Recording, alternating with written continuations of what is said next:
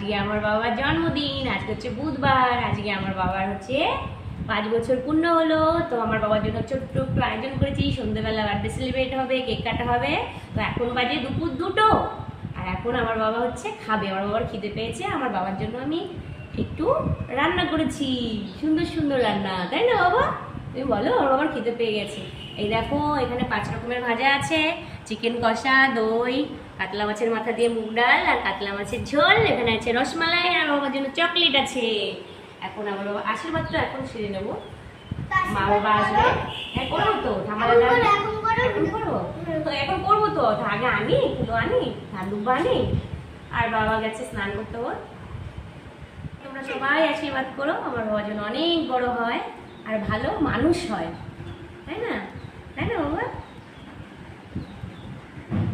তোমরা সবাই আমার বাবাকে আশীর্বাদ করো।